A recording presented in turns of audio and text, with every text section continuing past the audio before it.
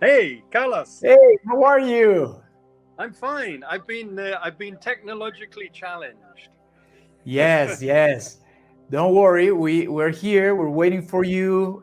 We have a lot of people signed up and a lot of comments, as you can probably see, and we're eager to hear your story. So I'm just so excited to be chatting to you because you're calling from Mexico. Yes, where about in Mexico? Mexico City. Wow. Because I had the most extraordinary adventures when I left university. So I studied zoology. So I was always crazy about wildlife. I was brought up on a farm in England, dreamed of going to Africa. But firstly, after leaving university, I went to the States. I lived there for a year. And at one point, I bought a $300 car and it leaked oil all over America. And I had always loved diving. And I had remembered, of course, seeing those wonderful images of people diving off the cliffs in Acapulco. So I said, Oh, right, wow. I'm going to take my car. I was sleeping in the back of the car the whole time that I was traveling around. So I was always a bushman. And so I drove down, I got down to Acapulco, I achieved my dream. I had the most incredible trip, and everybody was so friendly. It was just wonderful. I had such an adventure. So you traveled to Mexico on your Yeah, $300 car, exactly. and you drove all the way to Acapulco. Beautiful. And it was, I mean, as you know, the scenery in Mexico is just incredible. And we have a great friend called Raymond Johnson, who Ray Johnson. Of course. And Ray, of course, has been building this beautiful home in Mexico. And our son, David, and Tori, his fiance, who you've been talking to, who have been helping the technologically challenged, they also have visited Mexico, and it's just such a wonderful country. And I would love to come back with Angie and take some images, take some photographs. There'll be no lions, but that won't matter. That's amazing, but there are jaguars. There are That's true. jaguars. That's our big cat, and there's also puma and margai and a lot of amazing creatures. Not to And mention birds. Eduardo, we visited the Pantanal in Brazil, and Yeah, in our latest book, Sacred Nature 2, there are some beautiful images of jaguars, and they're almost a mystical creature. I think this is the thing with the big cats. I think if you showed a picture of a tiger or a lion, anywhere in the world, people would still, the iconic nature of these great cats, they're emblems to us, they're symbols. And our challenge now, of course, is to make sure they still have a home in the wild, because human beings are pushing the exactly. rest of life off the planet. I'm sorry, Johnny. Maybe we can have shorter ideas, so you don't have to No, wait so much. I'm no, no, no, don't worry. I'm used to watching big cats, and they do very little for a lot of the time. So you have to. People talk about patience, but of course we love being out there. And no, I'm very happy to listen. But Eduardo, I just wanted to ask you something, because the Yes. reason that we have done these two beautiful books, designed by our son and his fiancee Tori, and called Sacred Nature, is because something, and I just want to ask you whether you feel the same in your own country, that because so many people now live in urban areas, live in cities, they've literally become disconnected from nature. A lot of people don't even realize anymore that we can't exist without nature. We may be very clever, we can fly to the moon, but we can't reinvent nature, and it provides us with all of our needs. Even if the food comes out of the refrigerator, ultimately it comes from nature. And so our challenge now is to remind people we need to wake up. We need to reconnect to nature, and we need to value and respect it. And that is the biggest message that we're bringing really from our books and what we've called the Sacred Nature Initiative, to rekindle that sense of spirituality, which is different from a religious spirituality. It's just a sense of awe and wonder at the world that we live in. Spirituality in its purest form, I would say. Yeah, Yes. I completely agree with you. Johnny, I would like you to share, if that's okay with you, Yes. with the Yes. audience. Before you came into the interview, I was telling them how much I admire the fact that you guys are living your dream. This Yeah. show is about good information, about sharing with people information Right. that will inspire them to go for their dreams, to achieve their goals. And I was so close to doing what you're doing. Uh, Ah. not I'm not saying that I would have had achieved what you have achieved, but when I finished high school, instead of starting a career and going to the university, I went into a photography school because I Oh, wanted to reconnect people with nature through a book, through fantastic. a Wow. collection of books. At Yeah. that time, there was no Discovery Channel, there was no beautiful books like yours. So I Yes. felt, if people can see what I see, if people can feel the opportunity to live in Oregon. And so I was immersed in the forests of Oregon, watching bears and deer and all these amazing landscapes. So what you're doing was something that I was actually planning on doing, but then I got health issues and difficulties. But so I completely agree with you, and I would love you to share a little bit of how you made your dream come true. Okay. I think that's a great question, because I think let's start with one thing. A lot of people don't believe that they can actually follow their dream. You need to. I think there's always going to be people who will tell you why you can't do something. And I was incredibly fortunate, in as much as, well, it's an irony, really. My dad died when I was 2, so I never knew my father. But he was an incredibly successful architect, and he did really work well in his life.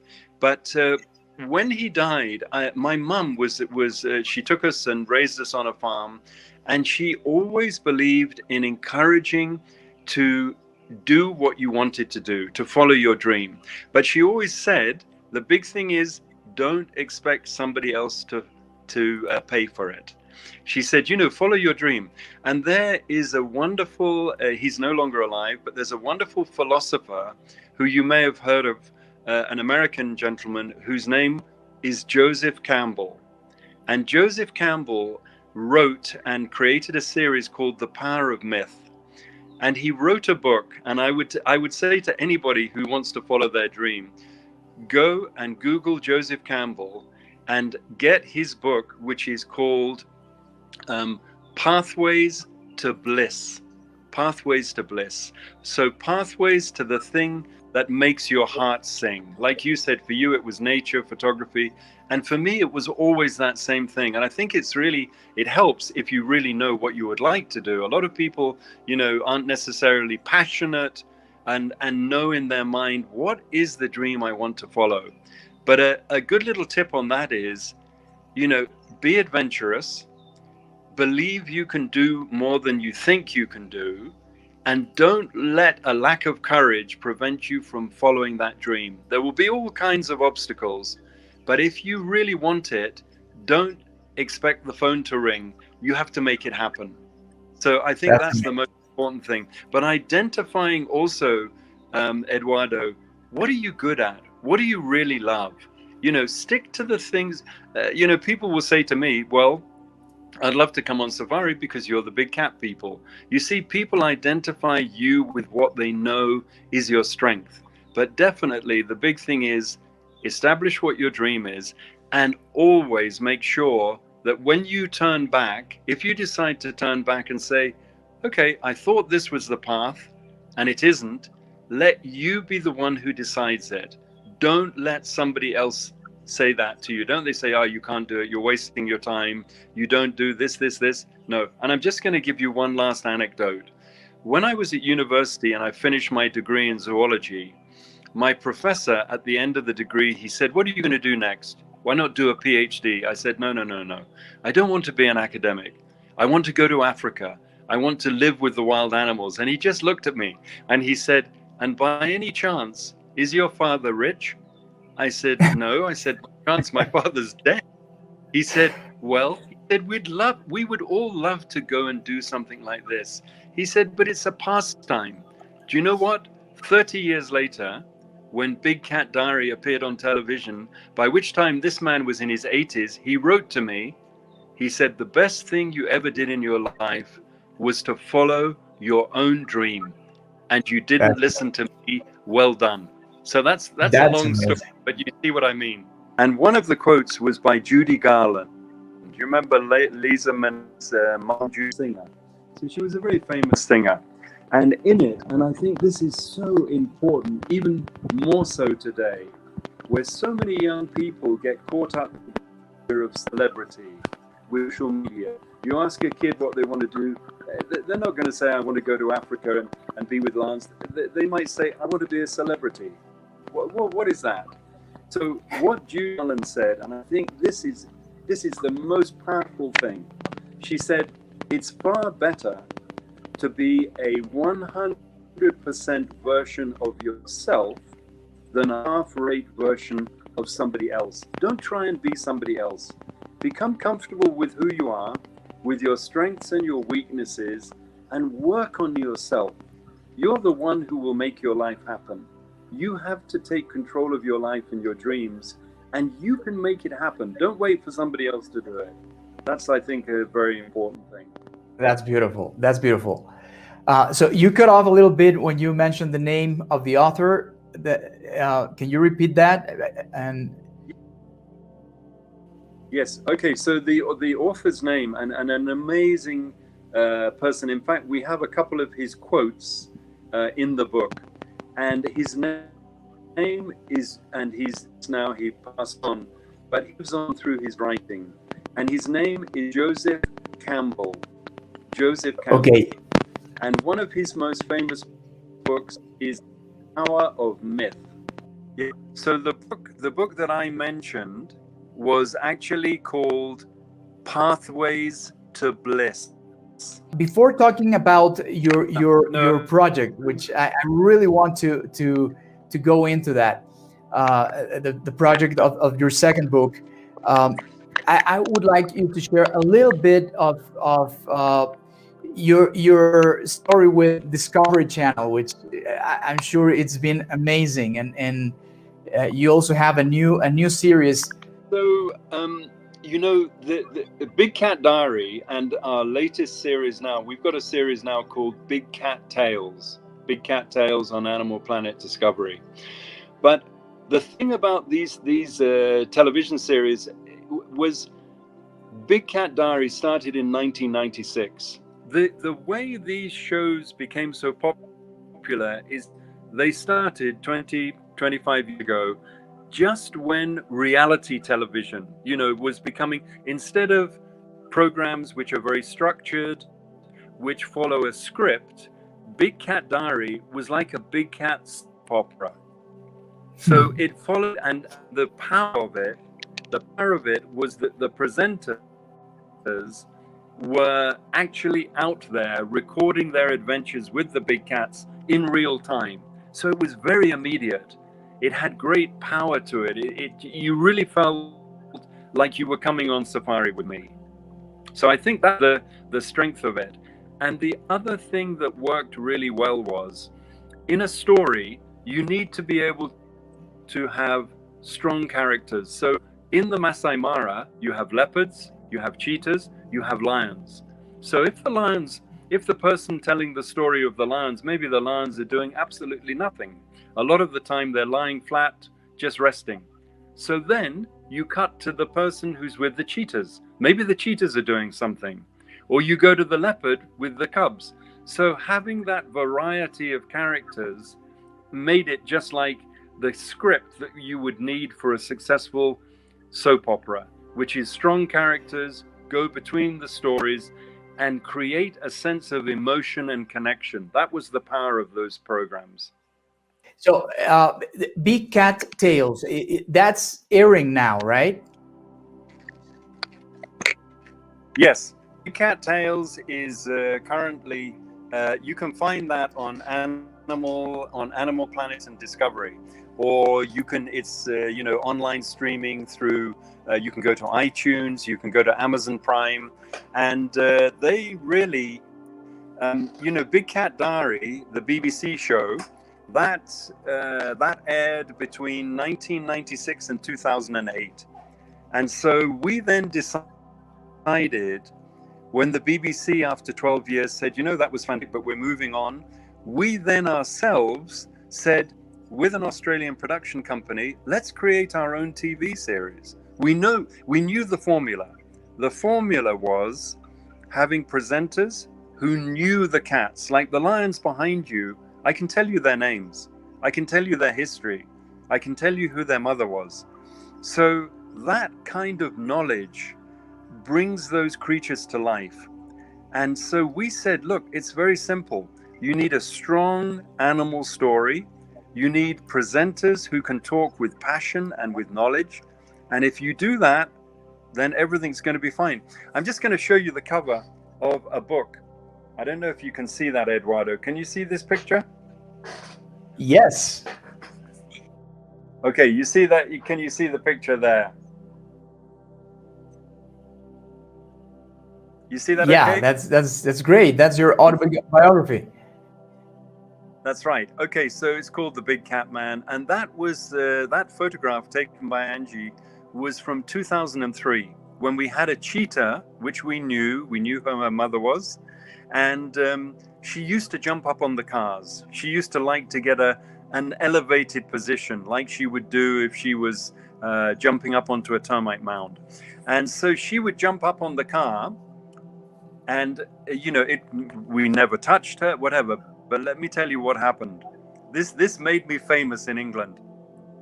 7 million people watched that first episode. The cheetah jumped on the top of my car, and then she was sitting next to the roof hatch, and I'm sitting talking to the cameraman saying, this is incredible, the cheetah's up on my roof. And the next minute she decides, like she would do if she was on a termite mound, to poop and to pee through the roof hatch onto me.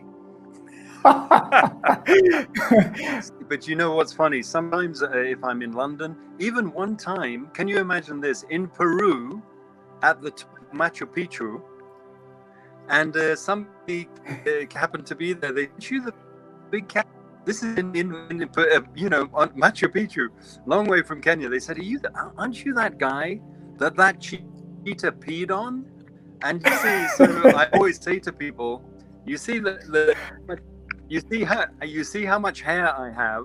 I say to people when I'm talking, you know, maybe giving a presentation, and I see somebody maybe has lost their hair, I say the trick to getting your hair back is you need to come and sit in my car, and if the cheetah comes, it's going to fertilize your hair. You'll do well. You should put it in a bottle and sell it. Exactly. But it's probably not the same effect. Yeah. So this was. Yes, Johnny, we hear you.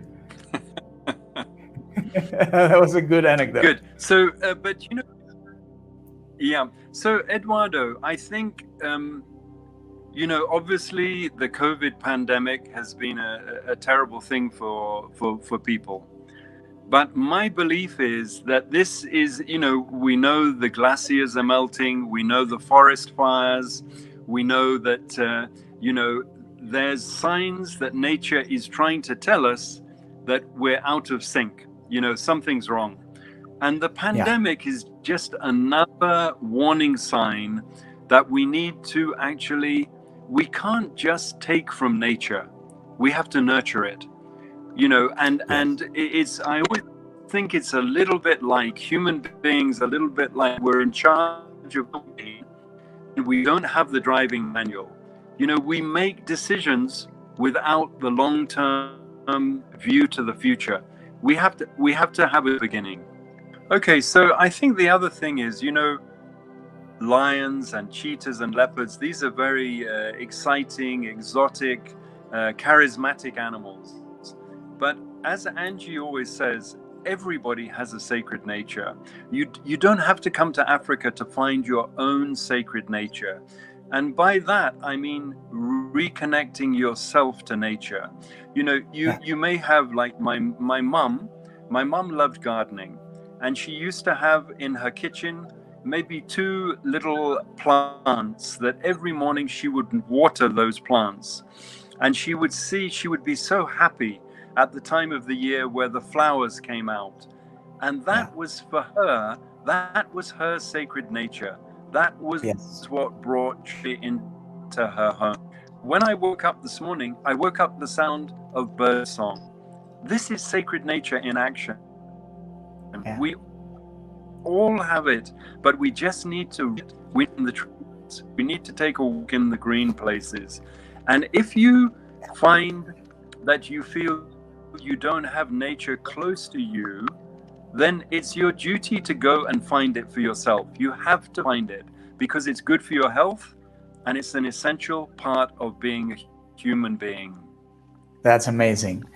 It's getting late, and I would really, really love you to tell our audience about this beautiful project of your second art book, and why it is important, and a little bit of what you guys do to help preserve nature's last great places, great wilderness, through your Sacred Nature initiative. Can you tell us a little bit about that?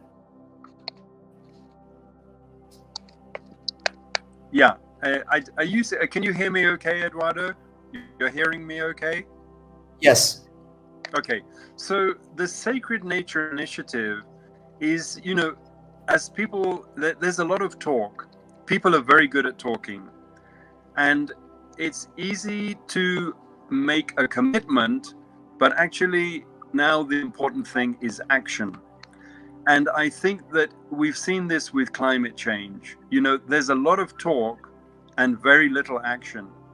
And that's why we're so excited to see the younger generation, to see people like Greta Thunberg, to see teenagers actually saying, you've let us down. Jane Goodall always says, you haven't, we talk about our children's future. As she says, we've stolen our children's future. We've made a real mess of our stewardship of the environment. Our record, if we were at school, we would get a black mark. We would be out of the class. So what we've said is, how do we begin to make a difference? And the Sacred Nature Initiative is for everybody. It's a global movement. And it's basically to start at home. What can you do in your own life? Very simple things, whether it's using less water, using less electricity. Do you need another pair of shoes? Do you need another suit? Do you need a better car? No. And the fact is, if you actually are, excessive consumption, we're so wasteful. And so we want to start at home. And then we want to encourage people from starting to address the issues that they can change, because we can actually start at home and make a difference ourselves. Don't wait for your government to do it. Don't wait for the politicians to do it. You'll be waiting all day. You have to start yourself and make that commitment. And then the Sacred Nature Initiative it's built on 3 key pillars: to inspire through our books and through our television programs, to awaken that sense of wonder in nature, and to educate. Every child needs to understand nature is important, that everything comes from nature.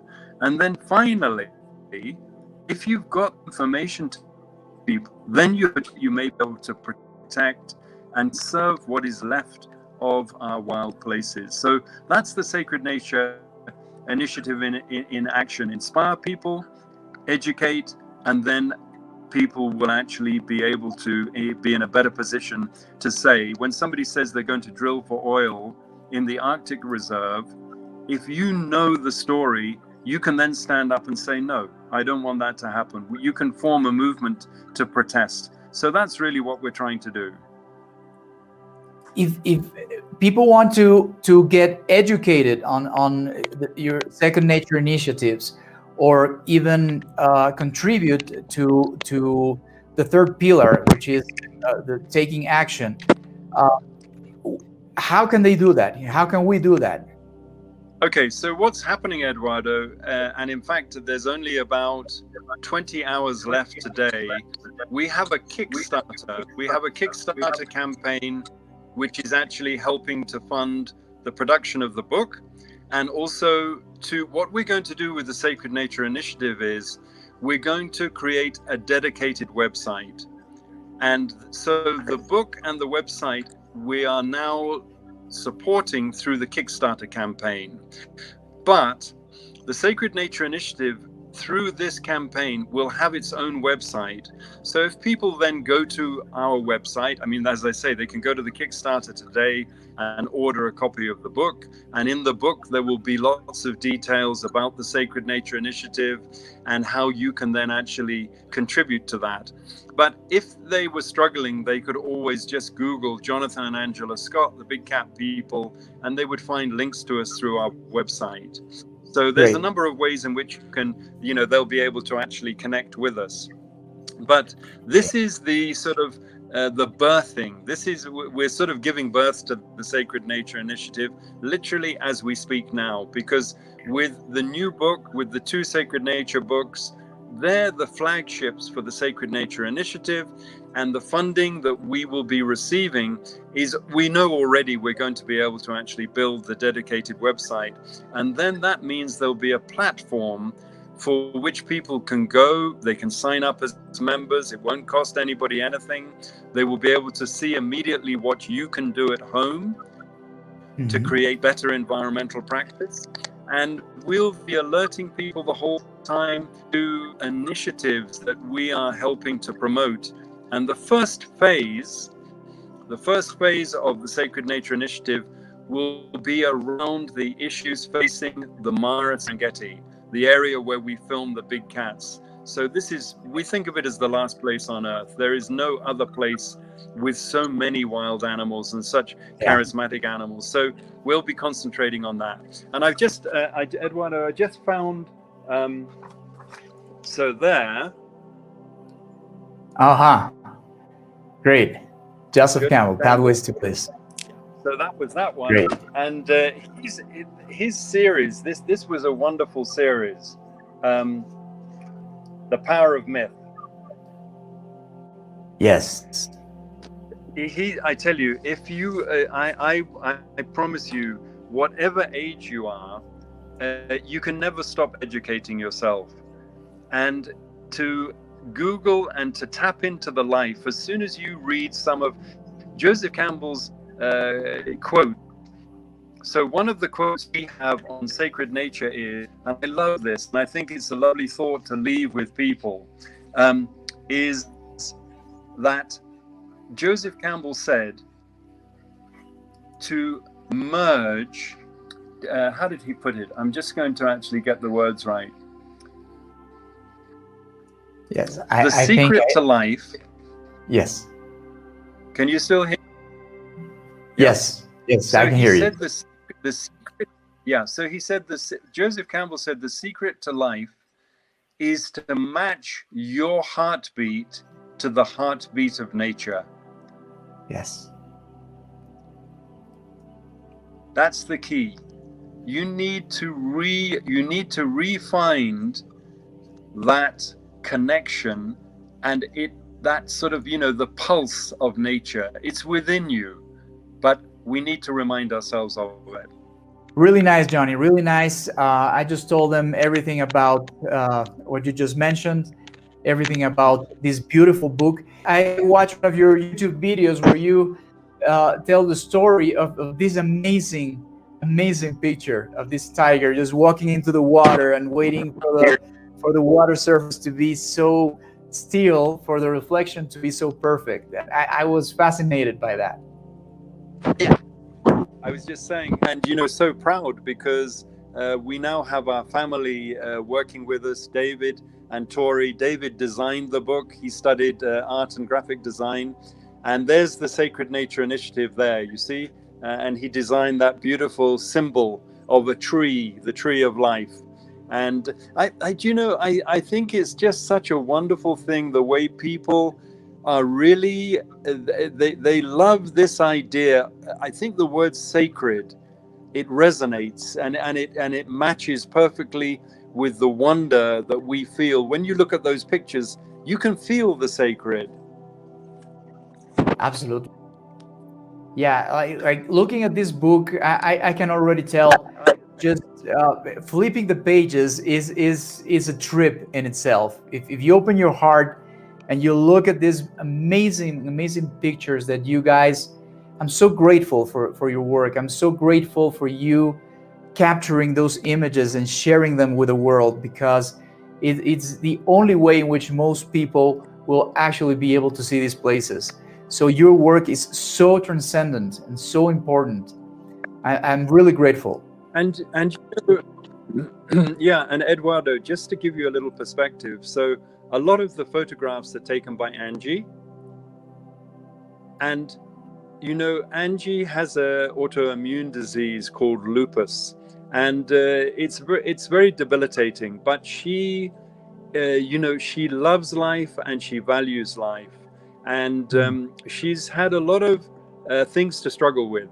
And this is what we always say to people: every morning when you wake up, feel a sense of gratitude.